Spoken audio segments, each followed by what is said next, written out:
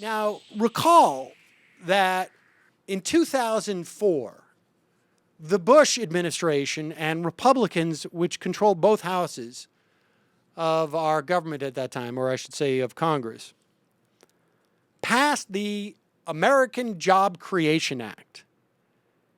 It was a one-time repatriation of overseas profits, of profits that had been parked overseas, that would reduce the corporate tax rate of these corporations by 30%. They would be subject to 35% of corporate tax rates, but if they repatriated their profits, which they'd been keeping offshore, they could bring them back at a 5% rate. Now, understand that the ability for corporations to wait and hide, essentially, or keep their money, their profits offshore, American companies, for as long as they want and determine when they want to bring this back, was a function of a law passed during the Eisenhower administration. It used to be an American corporation doing business overseas would have to repatriate their money every year, like anyone else, and be subject to taxes. In an effort to help U.S. companies develop business around the world, and ostensibly to help the rest of the world recover from World War II, corporations were given a break. They were basically allowed to keep their money offshore and bring it back when they wanted to, and be subject to no taxes until they repatriated that money, which allowed them essentially to take a lot of those profits and basically shift them back into their overseas operations and avoid taxes. But if they wanted to bring back profits, they would have to pay taxes ultimately. So this American Job Creation Act of '04 was to allow a one-time repatriation holiday that was supposed to provide all sorts of jobs for Americans. Also, I mean, that was the name of the act. It was supposed to provide research and development to grow our economy, to prove just how the free market, the private markets could function if only they didn't have this horrible tax burden. However, a study by the National Bureau of Economic Research found that 92%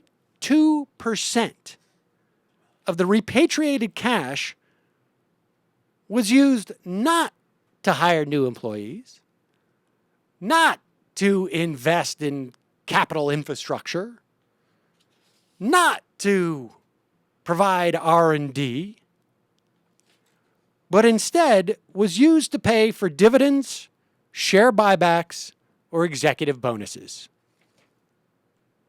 Surprise, surprise. And that was done so even by the companies that lobbied so intensely, had made so many promises written in sand as to what they would do with that money. And in fact, many of those same companies had thousands upon thousands of layoffs. Now, of course, we won't see any meaningful reform that captures these literally trillions of dollars, which should be in the coffers of our government's general fund and being used to actually invest in creating jobs in this country. But also understand, for those of you, this is a great time for a libertarian to call in and tell me why I'm so wrong. But before you do, you should know that the Washington Post earlier this year analyzed 30 large companies listed on the Dow Jones Industrial Average. And they found that their tax rates have fallen even as their profits have risen, and that relative to the late 60s and early 70s, companies listed on the current Dow 30 routinely cited U.S. federal tax expenses that were 25 to 50% of their worldwide profits.